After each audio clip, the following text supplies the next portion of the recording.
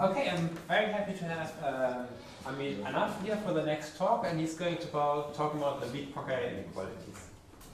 Thank you very much. Obviously, I'd like to thank the organizers for inviting me and giving me the opportunity to share my research, and nonetheless to you for actually attending this and wanting to hear about my research. Hopefully you won't be disappointed, but no guarantees. No money back.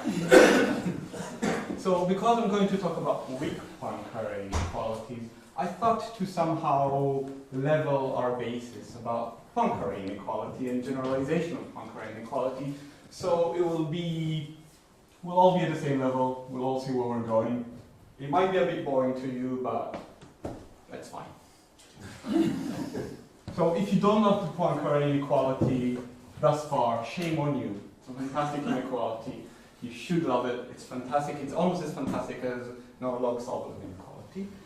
And what I love about it is the fact that it really does lie in the cusp of so many fields that are related to analysis, but in mathematics. It's analysis, it's probability, it's semigroup theory, it's spectral theory. It really lies right there in the middle, and you can view it differently if you just choose your field and try to prove it.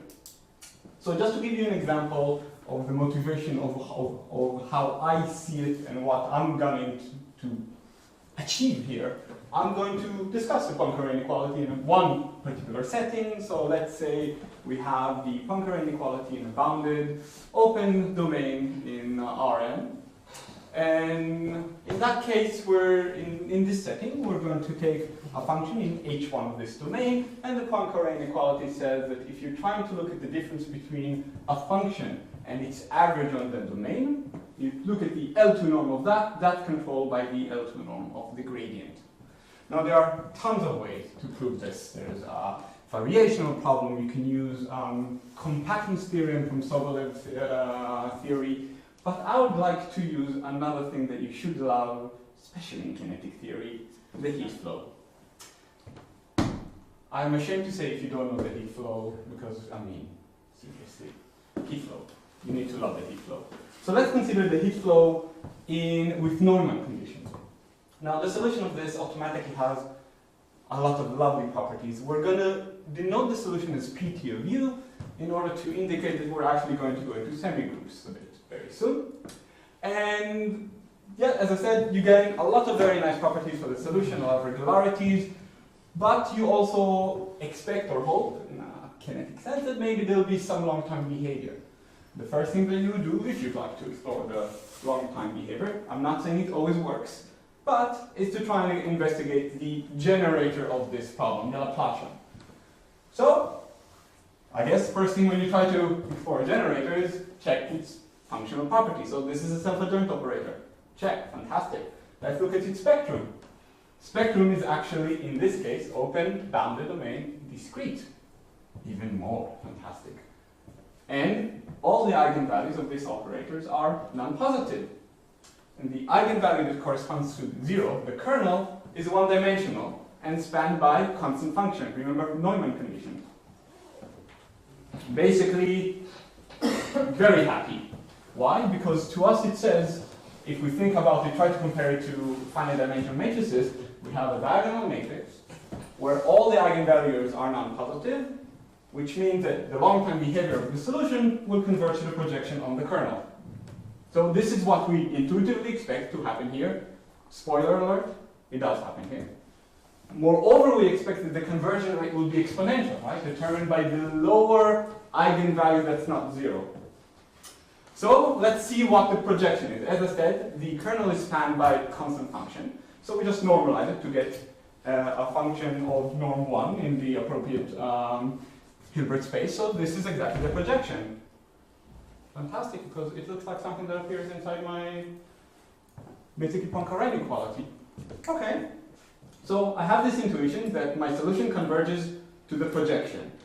We are doing analysis, right? So we like quantitative, we like to prove it. Intuition is great to start with, but let's just define the distance between the solution and what we think is going to converge to. Obviously, we're going to use the inner product structure, the norm structure, because we have used the spectral the spectrum of the operator, we have used already the geometry of the Hilbert space. We are also, as I said, in analysis, so the first thing we want to do is to differentiate, maybe integrate, you know. These are like our two opening options to investigate something, especially when we try to say that a distance converges to 0. And we are reminded by the fact that our solution is very nice, very smooth, there's no issue of differentiation, even if it was, and this discussion would have been formal, doesn't matter. We differentiate it. We hope that it will decrease, and from that we hope also to somehow deduce the rate of convergence. When we differentiate, and we do integration by parts, which we are allowed at this point, we get indeed the negative things, and we get the gradient of our solution squared. That also looks a bit familiar. Let's look back. It does look familiar. Right? So we have our distance was actually what's written here, and the derivative is actually what's written here, just with a minus sign. So I wrote it again here. Here we have the distance between the solution and what we expect to be the long-term behavior.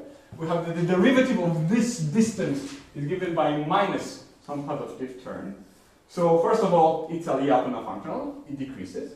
And if we want to get the quantitative version of our quantitative rate of decay to equilibrium, what we usually do is we use the entropy method. So I know that the entropy method has entropy in it, but you can replace the word entropy with the distance method. You have a distance, you have a flow, you differentiate it along the flow, you get that it decreases, you remove the minus sign, now you have distance dissipation, and what you try to do is you try to understand the geometry of your setting, remove the flow, forget that there's a flow, and try to find a functional inequality between these two quantities.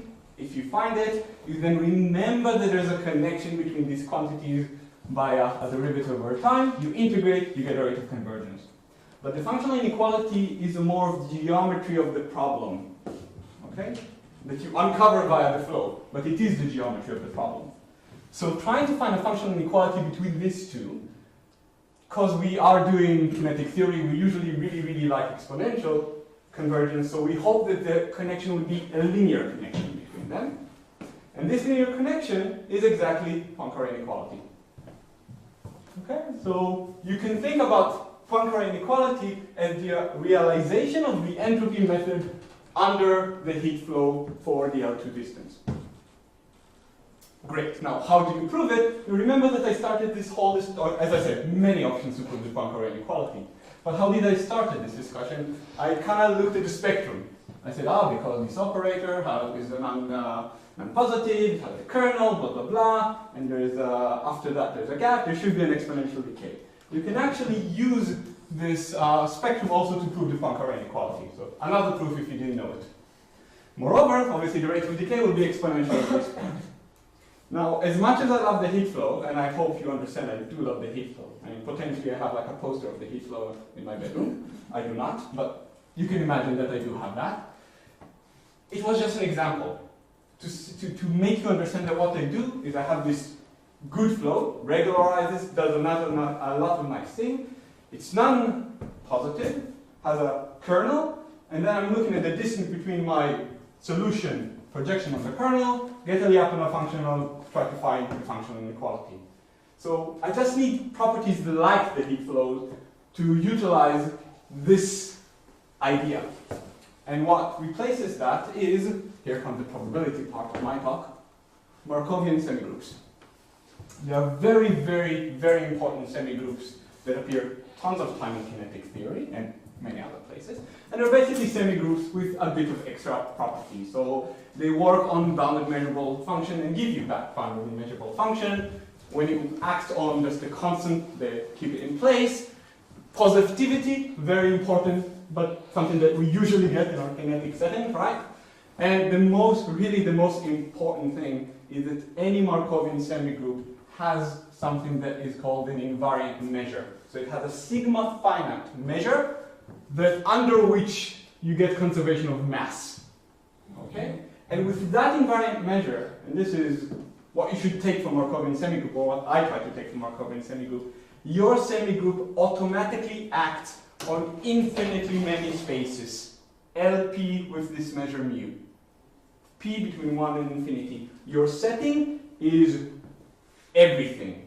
And this will play a big role later on in the theorem, or more likely in the application of the theorem that I'm going to present here.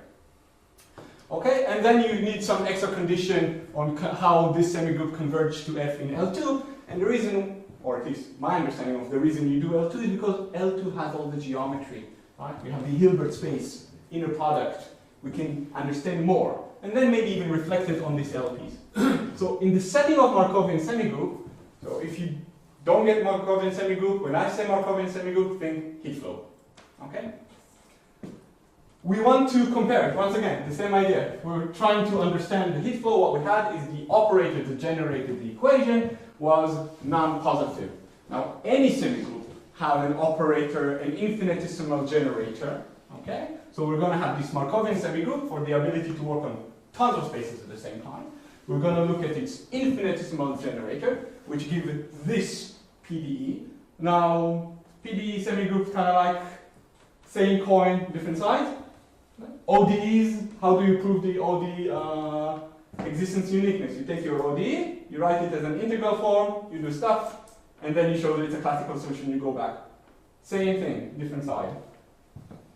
Semigroups, PDEs, most cases, I'm not going to say it in general, but most cases, same thing. So we write this equation, and then if you are trying to think about the same idea with the heat flow, we would like L to be non-positive, right? So we'll have this convergence. So L in our case is going to be written as minus H. H is self-adjoint and non-negative operator. Okay, so L is non-positive. And then we have the same intuition. So every solution should converge to the projection on the kernel. So we define the distance between the solution and the projection on the kernel. We differentiate and we get this. And here we strongly use the invariant measure. The fact that we can start moving things about, like this integration by part that we do with the Laplacian, relies on the fact that we can kind of move stuff. And we get this. So minus PTH PT, but function h, the same function, because h is non-negative, this is always positive, and this minus sign gives me the negative, which means that I'm exactly at the setting of the Lyapunov functional. I now want to connect somehow between this and this in a functional way in order to get the rate of convergence. And the best way for me to connect between them is a linear connection. Generalized Poincare inequality. This we can call the variance because it is the variance. If you look back to your original Poincare inequality, this is exactly the variance, right? The expectation squared minus the expectation of the thing, all of that squared. Or you subtract the process minus its expectation and you do the L2 norm. So this left-hand side, this distance is actually the probabilistic variance. Once again, I try to put probability in here. So this epsilon of u is called the Dirichlet form, and you probably also know it from calculus of variation. But this is what appears as a derivative. So I'm trying to connect between my variance, my distance, and the Dirichlet form, the dissipation, via a linear constant, and then I'll get a rate of convergence to equilibrium of an exponential form. So this is the generalized Poincare inequality, and at this point you might ask yourself, I have three things in mind. I had a spectrum. The way I explain it is, I looked at the spectrum, I expected exponential decay, I went to the distance, did the dissipation, found a functional inequality that told me something about the geometry, and from it I could get the rate of convergence to equilibrium. But, I mean, why do I start with the spectrum? Maybe if I know something about the Poincare inequality, will it tell me something about the spectrum? Or, if I start with the rate of decay, will it tell me something? I mean, how far can I push it? And with Poincare inequality, you can push it all the way. They are all equivalent. So, having a Poincare inequality, knowing a bit the geometry of the setting, implies that this operator h, this non-negative operator, the minus of the generator, also have its spectrum separated from the kernel. This is called a spectral gap. You have the kernel 0, and everything else appears in a certain distance after this. And this distance is related to the Poincare constant. Moreover, these two things are basically tell you that you get an exponential rate of convergence, but also vice versa. If you get an exponential rate of convergence to equilibrium, you get Poincare inequality, you get the spectrum. Yes. You have an optimal C. I mean, right now I want it as a C, but you can try and push it for an optimal C, yes. Yes? Is this still true if you add weights? I mean, it depends on your measure. So it's all, So everything what- is under the invariant measure. So if the invariant measure is weighted, then good. If not, so the log-solvable inequality is like the Poincaré with the Gaussian measure. Yeah, but now if you don't have Gaussian weights. Depends on the, if you have this whole setting, it works. I don't choose my invariant measure. It's been given to me. I guess it's more difficult to find processes where the invariant measure are whatever you want. I don't think that it works so well. Now, as I said, this distance, this gap between the kernel and whatever else comes in the spectrum called the spectral gap. However, a lot of unbounded operators don't have a spectral gap. They're more smeared. Now, what is very important for us to understand, let's say we're motivated by rate of convergence to equilibrium, what is important for us is to know how they behave near the kernel. Because a lot of processes, from my experience, they push you to be near the equilibrium relatively quickly. I mean, to be honest, if you're far from the equilibrium and you have like a non-exponential, a polynomial decay, then as long as you are okay near zero, then any other decay, I don't care. I can always control it exponentially. It's what happens is how the process slows down near equilibrium that really is the issue. So if you are smeared near your zero, you don't know what happened. You may have problems, and it's not that this is far-fetched. Even if you look at the heat equation on RD, you have the Laplacian there. Its spectrum is minus infinity zero. It's already completely smeared. So the question is, can we do something here? Can we try and understand something of the setting of the geometry, find a different functional inequality that somehow may relate to smeared cases? Now, obviously, there is, otherwise I would have ended my talk here, or at least there's something that we can say. But I'd like to obviously say we cannot expect that we'll get Poincare inequality, because Poincare inequality means gap, equivalent. So no chance that it will be Poincare inequality. But Poincare inequality was a linear connection between the distance and the dissipation, right? The next best thing that we can solve is that the connection is not linear but polynomial. And this will be the weak Poincare inequality. Okay, this is motivated by, I think, Leibniz's definition. So we will say that we have, once again, our setting is a self-adjoint non-negative operator H. Here you don't see the fact that I have this Markovian semigroup. I'm only talking about operators at this point. And we said that it satisfies the phi p weak Poincare inequality for p bigger than 1 and of certain phi if this inequality holds. So the control of the Dirichlet form of the variance comes with a power bigger than 1, but I need to compensate by another function of my function.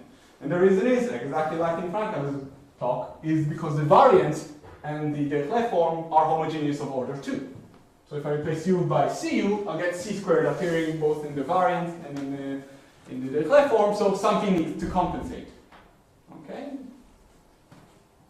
And this connection between this weak Poincare and potential smearing will come from the spectral theory. So in case you don't remember what the spectral theory, this is the spectral theory. right, so you assume that the phi is too homogeneous or not? Well, in this definition, I don't assume it, but in all practicality, yes, I will require this. The phis that I'm going to get from my theorems are always going to be too homogeneous. So we have these two things, and E of lambda is the resolution of the identity, which means it's basically a map from R into orthogonal projections in your appropriate Hilbert space. What's more important is the second bit here, the spectral measure. For each u, I can associate a spectral measure such that lambda, you can write the h u of u as lambda d mu u of lambda. And you can think about this is basically e of lambda you use an increasing functional, so this is can be thought of the Riemann-Stieltjes integration version if you don't know about the spectral measure. But what does it mean that I have a gap? The gap means if I replace here this spectrum, I write R, I can still do it. A gap means that the E of lambda UU is basically concentrated at 0 for delta function and away from 0. So this D of E of lambda UU, this spectral measure, is 0 between 0 and a certain lambda 0, the gap. The next best thing that we can do then is say, well, okay, maybe it's not 0, but maybe we can control it with something that we do know, which is the Lebesgue measure. So this is the type of smearing that I'm going to speak about only, the fact that the E of lambda UU, the D E of lambda UU, the spectral measure, is absolutely continuous with respect to the Lebesgue measure, and I know how to control. So this is actually, I need to be careful, this is not the truth. This function depends on U also, right? For each U, I'm going to get something. This, I would like to choose a very particular form, so I would like to somehow decouple the U with the lambda, which is what you kind of expect when you have a geometric structure. So just a bit of notation, this is our idea. We're only going to deal now with operators that are, when we're looking at their spectral measure, at least in a very small interval around 0 and R, can be controlled by the Lebesgue measure. And whenever I'm going to talk about DE, like the Radon-Nikodym derivative of E of lambda UU, I'm going to call it density of states, because we're checking how dense this measure is with respect to the Lebesgue measure, which I know how dense it is, right? And I know how to estimate length. And a small note that I won't touch too much, so you see, this is more what you expect. The dependency in U is going to be via norm, or the norm of your space, or the norm of another space. Norm of another space is usually going to be much better. So if somehow you can find a subspace of your Hilbert space that has a stronger norm, and under which you get this estimation, so in case you're wondering why I switch from E of lambda UU to E of lambda UV, it doesn't matter. As long as E of lambda UU is differentiable, E of lambda of UV for any V will be differentiable, because you use polarization and use the fact that E of lambda is projection. Okay? Or it's a set of projections.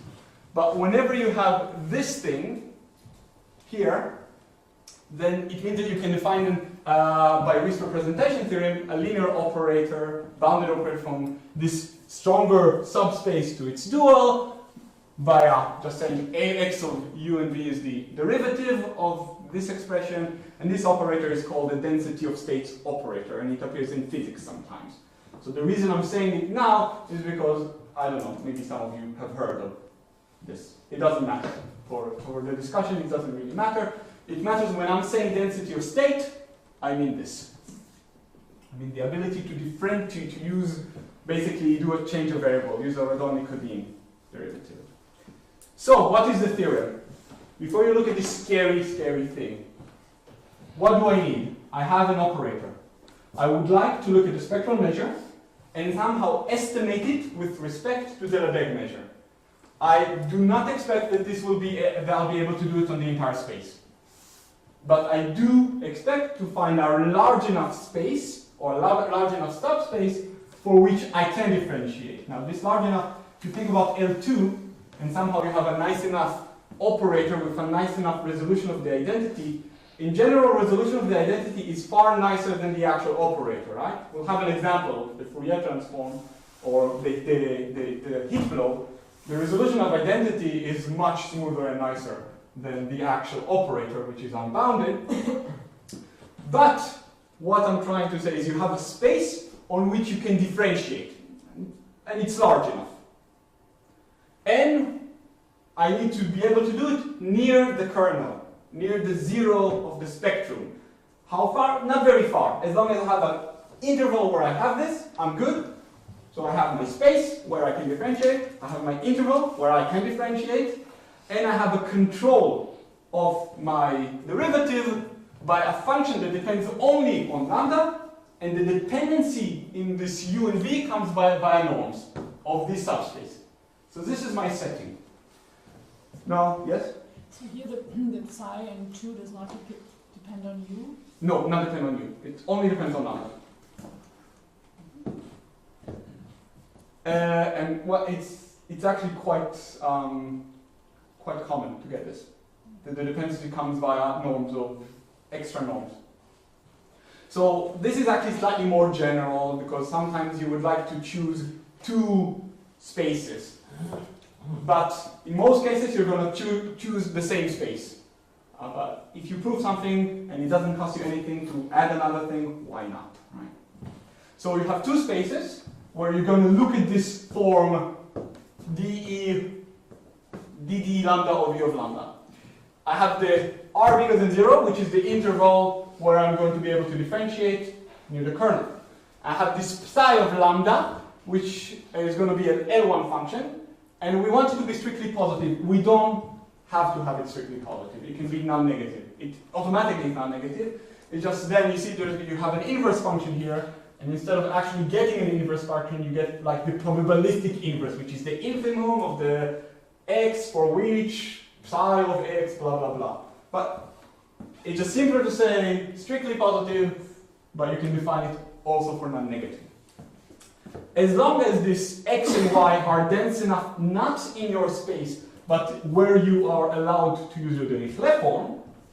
So I basically want x and y to be able to plug into, if I want an inequality, I need to be able to do Dirichlet form. So x intersection y intersection, the domain of the Dirichlet form is dense in the Dirichlet form, in that norm. This map is differentiable, and you get this estimation. See? So this is, for instance, the case where I choose x to be more restrictive, so I'll be able to differentiate, and I choose y to be whatever. So larger. These choices of x and y are going to appear in your functional inequality, which will then probably be used for rates of convergence. So maybe you'll choose x and y under which you know how the flow behaves. This is maybe why you want to choose y to be something that is conserved under your flow. Remember, this is the setting of Markovian semigroups. They work on tons of spaces at the same time. You have a lot of choices. If you think about L2 for a certain measure, L1 is dense in it. L100 is dense in it, right? So you can always choose these spaces to occupy this. So, with this setting, if you define the antiderivative of your Radon-Nikodym control, which makes sense because I'm going to integrate by lambda, you get this functional inequality for a certain k, which is very explicit. Think of k as a half. Don't overdo it. So a half and a half here. So you see there is a connection between the variance and the Dirichlet form, and the compensation that comes from the smearing is via this, which has the variance and the extra norms appearing. So this looks probably quite disgusting, right? It looks disgusting to me, and I was a part of this proof, so you're okay to say it's disgusting. But let's take a very particular case. This control of the Radon-Nikodym is lambda to some power. Once again, quite common in many cases. Pseudo-differential operators. Okay, on the Fourier side. In this case, this is exactly the inequality you're getting. And this is exactly the form of the weak Poincare inequality. See, you get the variance with a power that's bigger than 1. And the extra control that you're getting, and in this case we chose x to be y to be simple, the extra control you're getting is basically another norm. Now, what I would very much like to emphasize at this point, the choice, I said that x and y are Banach spaces of function that are contained in my Hilbert space. The choice of the norm of the Banach spaces is not necessarily compatible with your Hilbert setting. The only thing that I said is that if I look at this x and y, an intersection with the domain of the Dirichlet form, that new function is indeed dense in the Dirichlet form. Okay? So once again, L1, good. L100, good.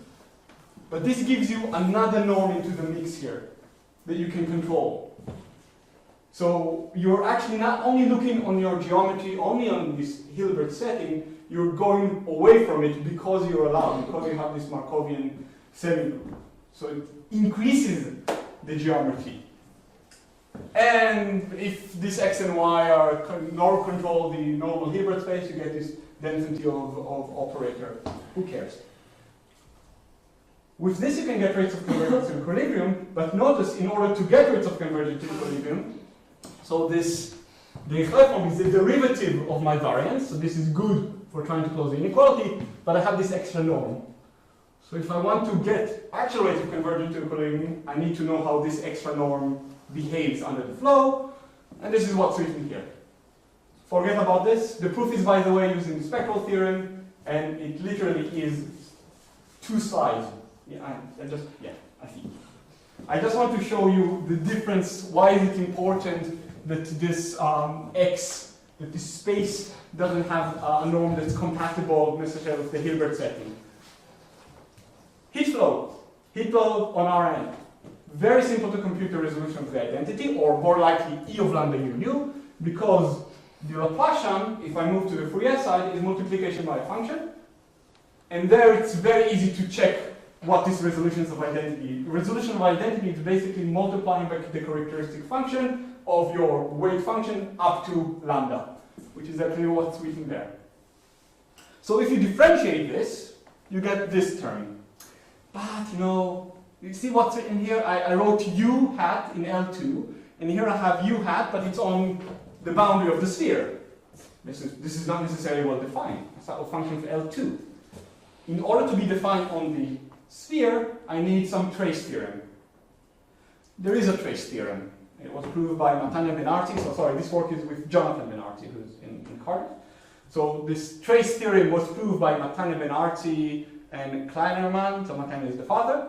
And they proved that if this Fourier transforms are in HS, i.e. they have a bit more weight to them, then you have trace. But saying that the Fourier transform is in HS is just like saying that the original function is in a weighted L2 space. So I'm now in the setting that I am allowed to differentiate as long as my functions are in a weighted L2 space, so they have more restriction than where I started. And with that, I even get this estimation from the theorem. I plug it into our theorem. So you see, what you need to take from this is, here you go, a new functional inequality. I don't know if it's known. I didn't know it before. But our function inequality connecting between the Dirichlet form. The Dirichlet form here is the gradient squared. The the variance, which is L2, and a weighted L2 space. And from that you can you do a summation, you get rate of convergence, which is horrible.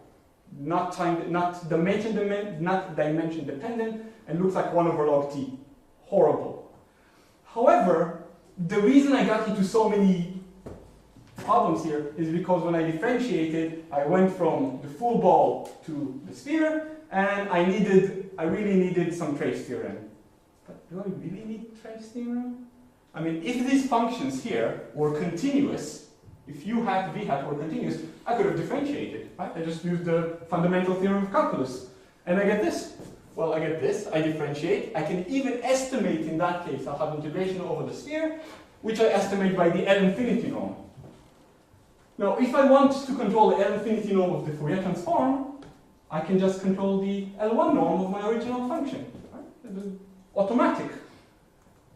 So if I take my space to be L1 intersection L2, I get that on this space, I can do all this computation, I can differentiate this, and I replace this by U1, L1, plug it into my machinery, and I get this inequality, which is the Nash inequality.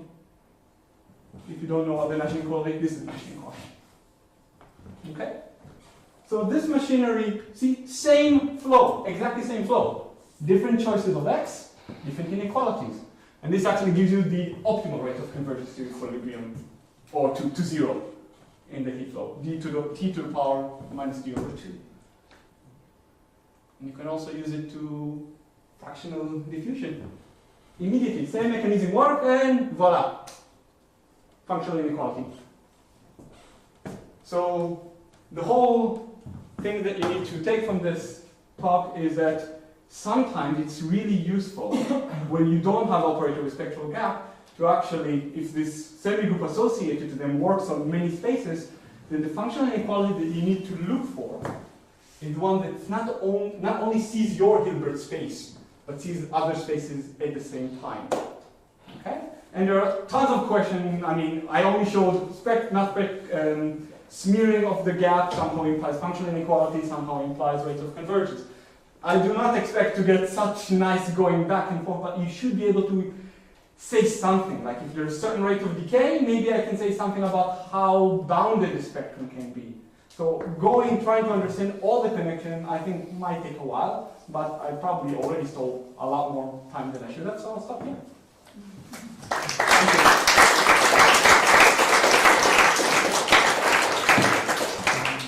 Thank you very much for your talk, and maybe I have some few short questions. To what extent can you say something in the converse data? Not a lot. So we have something about rate of decay implies some control of this. If you're assuming that the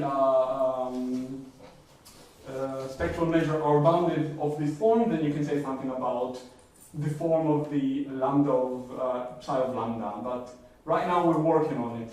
It's not as easy as I hoped it would be. And I really hope. Okay, maybe just to finish some for lunchtime, maybe we could have some later discussions. So let's thank Amit again and have one more talk for this before lunch. Thank you.